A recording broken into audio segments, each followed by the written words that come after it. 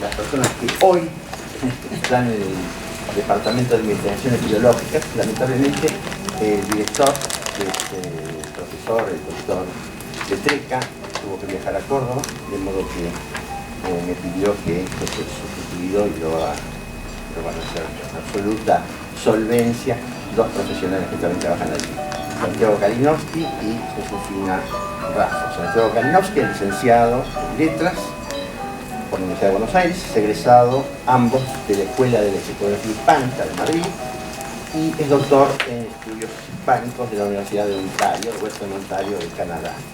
Hizo antes una pasantía en el Departamento de Investigaciones Biológicas, primero acá entre los años 2001 y 2002, luego siguió sus estudios de posgrado y finalmente regresó a este lugar. Josefina Raffo es licenciada en Letras también por la Universidad de Buenos Aires, es egresada, como dije antes, de Lexicografía Hispánica de la Real Academia, cursó estudios de posgrado en la Universidad de San Luis.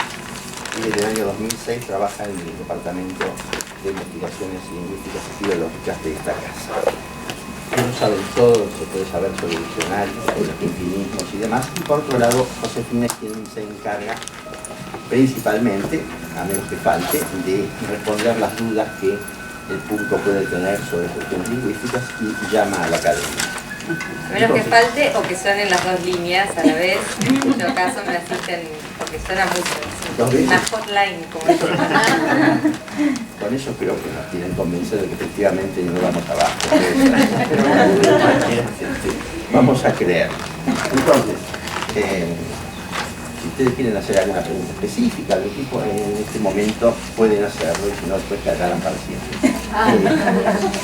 Y si ustedes, por supuesto, a partir de lo que preguntan, quieren hacer algún tipo de ampliación y demás, desde luego que los invito a hacer. Entonces, preguntas. Nosotros pensamos también en traer algunos recursos para la tarea del traductor. Como recibimos muchas consultas de traductores en la academia, este servicio de consultas tiene 30 años, así que hay gente que está muy acostumbrada a llamar al trabajo por dicción, quizás no tiene todas estas herramientas en la casa y sabe que acá, bueno, en un diálogo podemos ir quizá buscando una palabra más precisa, la forma más correcta. Entonces pensamos en que primero contarles un poco cómo trabajamos y además mostrarles por qué trabajamos. Nos ayudan bastante en la tarea de tanto la tarea lexicográfica, de la elaboración de diccionarios, como en la tarea de responder las consultas. Sí, no sé si saben lo que es la lexicografía contrastiva, que es lo que se llama acá. Hay, digamos, dos divisiones. La lexicografía integral son diccionarios acerca de todas las palabras, mesas, silla, vaso. Y la lexicografía contrastiva plantea algún tipo de recorte. Nosotros hacemos un trabajo de contraste con el español que se usa principalmente en España. Hacemos un diccionario con las palabras que vemos que se usan, son comunes al léxico argentino, pero no se usan en España.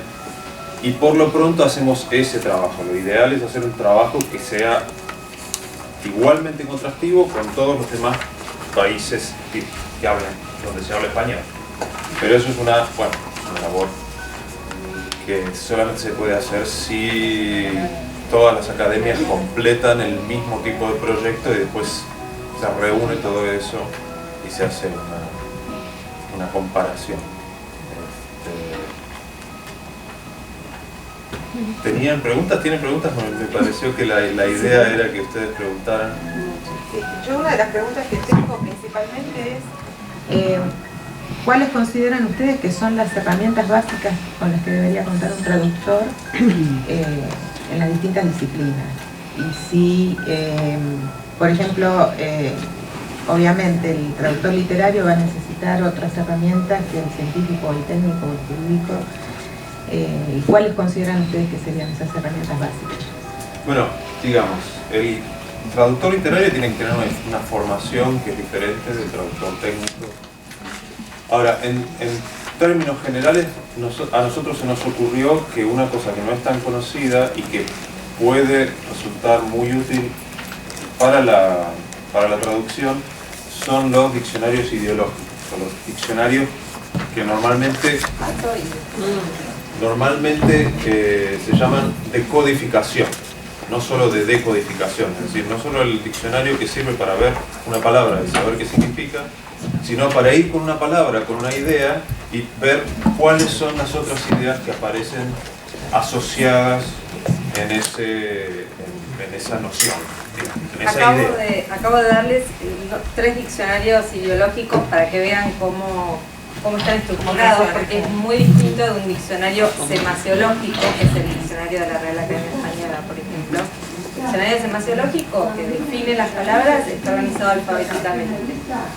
El diccionario ideológico, que es más conocido, está organizado por campos semánticos. Entonces, si yo tengo un concepto y quiero ampliarlo o vincularlo con otras ideas, este diccionario nos ayuda para formar ese campo semántico, para ir trazándolo, para no repetirnos, por ejemplo, claro, para no tener que parafrasearnos. Porque muchas veces uno puede llegar, yo no soy traductor, pero me imagino, llegan a una traducción que es perfectamente correcta, pero está fea, está mal puesta, tiene una cacofonía, una repetición, hace falta una palabra distinta para que sea mejor la construcción de la frase, y bueno, ahí, más allá de los recursos en línea, que yo sé que los traductores son como una comunidad que va poniendo todas sus propuestas en línea y se va compartiendo, estos diccionarios tienen digamos, una construcción mucho más sistemática, con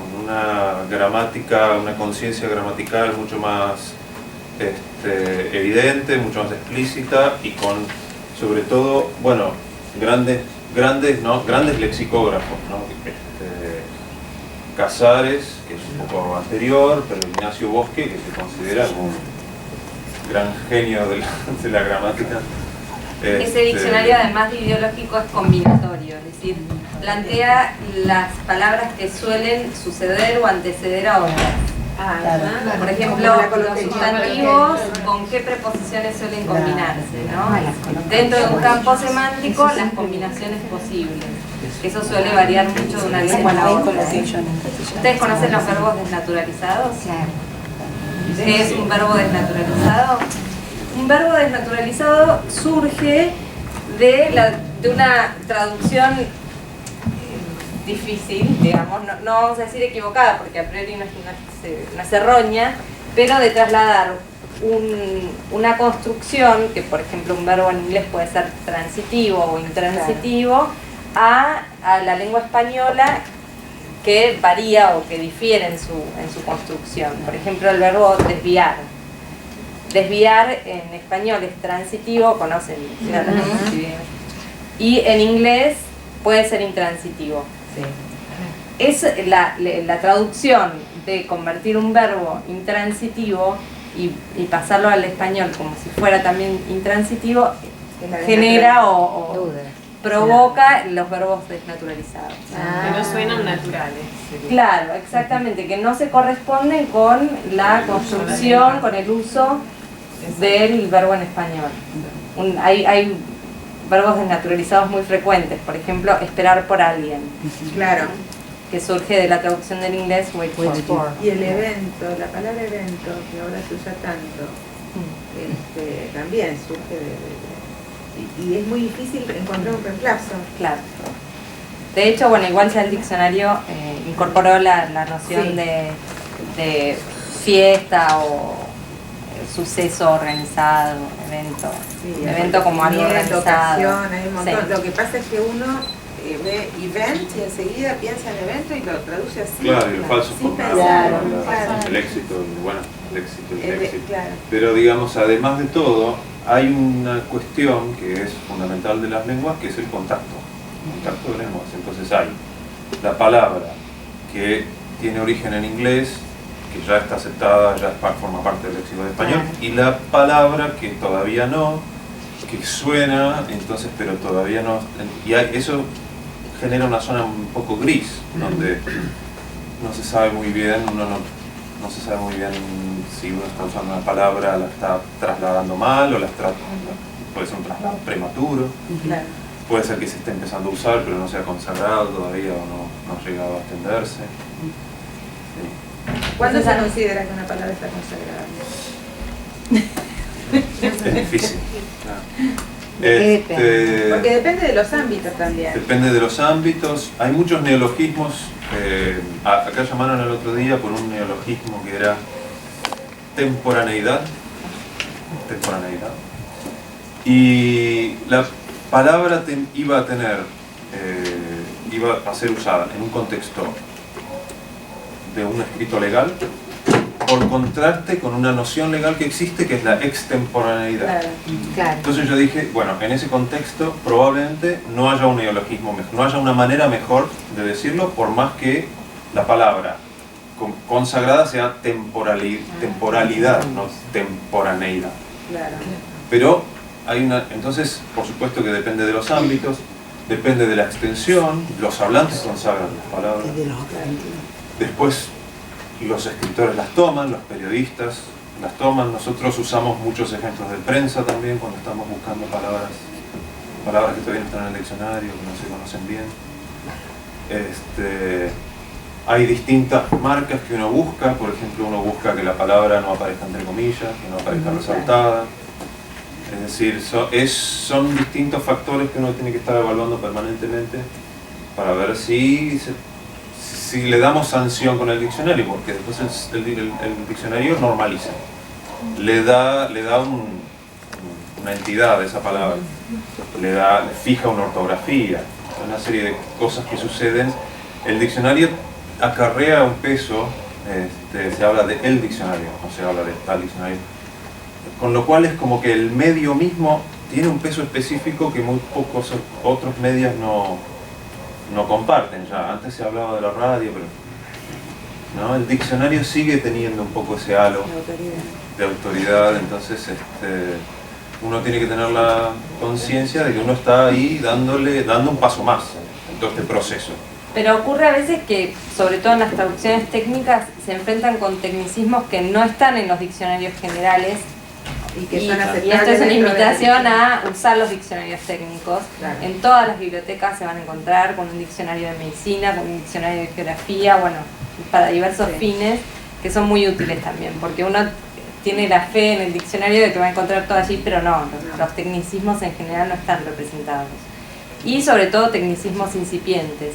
Esos pueden ir a buscarlos si quieren asegurarse de que estén ya difundidos en el español, en los corpus, que era otra de las sugerencias que teníamos para hacerles. Podríamos mostrarles acá una búsqueda, pero no tenemos internet, pero ustedes pueden anotar la dirección y probar la herramienta haciendo sus propias búsquedas, que son el CREA y el CORDE.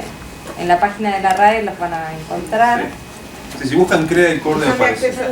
acceso Público. Sí. De acceso público. Ahí pueden poner una forma, un tecnicismo, un neologismo, la palabra que ustedes crean que pueda llegar a ser la traducción posible, y ver, cotejar en los documentos si ya aparece, si ya se usa, en qué tipo de textos, en qué años, en qué lugares. Dar toda esa información que me parece que es muy útil para la tarea de la traducción. Yo lamento, bueno, muy cruel en esto, lo que pasa es que están los académicos esperando para tener cosas. Hagamos las preguntas que ustedes quieran en 5 minutos aproximadamente, tomen nota de la dirección. Yo lamento tener que contarles a ellos que han traído material, pero ya que existe a gente un poco mayor, para la gente me da un poco de... Sí, También pueden llamar. El diccionario de Bosques de hace Pueden llamar al 2 años es servicio, carísimo, pero vale la pena. Se mantiene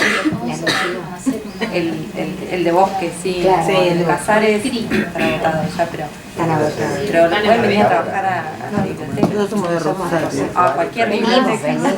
Ahora, ¿ustedes dicen que les llaman? ¿Quiénes son? ¿De dónde reciben Algunos se ven consulta? El traductor es muchísimo. Sí, A esta reunión me ha habido fijé redes que están dando vueltas por ahí, creo que es muy caro. ¿Y ustedes Más de 100 hacen consultas. llamadas, consultas Era por la mail de idea, cualquier hay uno que traductor? que es el de María Molina, que es una gran ausente de acá, que se puede conseguir. El tema son las ediciones, además, que cada Sí. 2 años... María Moliner, hay una edición buena electrónica, dando vueltas, que es conseguible. Por y para en inglés es una sola cosa. A ver, levántenlo. Traductores con el diccionario de preposiciones. La doctora Zorrilla tiene uno más reciente, 2013. No, esto no. El otro es de Bosque, el autor es Bosque. Entonces, Diccionario combinatorio del español. Diccionario combinatorio. Ahí se lo están a mostrar el órgano en la fotografía de... ¿En serio? No le quiero, perdón que le... Estoy comentando la... Ese ya debe estar agotado, pero hay una edición más reciente y completa de 2013 que es muy útil también. Y anual, ¿cada cuánto sale una edición nueva? No lo sé. El diccionario de María Moliner ya hay 20 ediciones. Sí, María Moliner falleció, la editorial la siguió completando. Y se siguen De ir a un lugar donde más o menos hay El diccionario de la RAE va por la 23ª edición. la autora. Que ese sí lo tienen en línea. Sí, salió. sí, lo usamos. Hay una versión, esa es cara, pero hay otra que se entiende que se tapa blanda. Lo que pasa es que a veces sí, No, hay una pensábamos básica, hoy con pero está la Santiago, tienen que completa traducir autores en una edición más traducir barata. al español actual de la traducir un texto coloquial, una novela coloquial, juvenil, necesitan, se va a difundir acá en la Después Argentina, pasa, ¿no? Eso también coloquialismo propio de nuestro país. Por supuesto, la RAE no te sirve. Por eso estamos tan interesados en el diccionario. Y útil. Esta es la edición viejita, la que hice. Se trata la parte de fonología. Quiere dedicar espacio de muchas cosas. Sí, pero este es de la Una RAE. pregunta bien específica con respecto al uso de anglicismos, como la palabra marketing o jazz o rock o cosas así, Sí. que uno tiene taladrado que hay que usar en italics o comillas o Sí. lo que sea. ¿Sigue siendo así las palabras? Porque, Y nosotros porque se tratamos- supone que si no están en el diccionario de la Real Academia, entonces no se pueden utilizar de otra manera. Hay incluso palabras que están en itálica en el diccionario. Ya, que dice voz inglesa. Sí. Y rock es una de esas. Pero uno lo usa de esa manera en un texto y suena extraño, no suena extraño, se ve. Sobre todo extraño. porque además hay una serie de derivados, con Q, por ejemplo, rockero, Exactamente. rockear. Pero por ejemplo, la palabra marketing específicamente. Se recomienda mercadeo, se re. Es espantosa. Nadie la va a usar. Si usamos marketing, Lo usan los mexicanos. Claro. Y bueno, oficialmente eso es lo que... De momento es bastardilla, ¿verdad? Lo están usando mucho Bastardilla como y comercialización, que no es lo con fin de mismo. No es lo mismo, porque hay cuestiones La técnicas. escribimos en Exactamente. Yo me encuentro con esta palabra bastante rara. La verdad que Y bueno, capaz que entonces lo que las que hacemos diccionarios tenemos que ir a ver lo que hacen los que usan y traducen la palabra, y si vemos que está yo la impuesta... sigo usando en Que bastardilla, las pero tradu- la veo en el texto y me parece horrible verla Claro. así, porque en realidad corta todo el flujo de ese texto que uno trata de hacer de lo menos. De hecho hay carreras que Exactamente. se llaman marketing.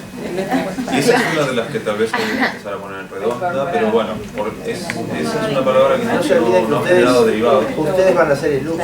Que es una de las marcas que normalmente es una de las cosas que más se miran para ver Sí si se una dice palabra, marketinero, pero es Bueno. un argentinismo. que no sé si es un argentinismo, pero ese sería un derivado interesante, para ir ya considerando la palabra como léxico. Gracias. Bueno, y la dirección de consultas es consultas @aal Academia Argentina de Letras .edu.ar. Bueno, gracias. Muchas gracias.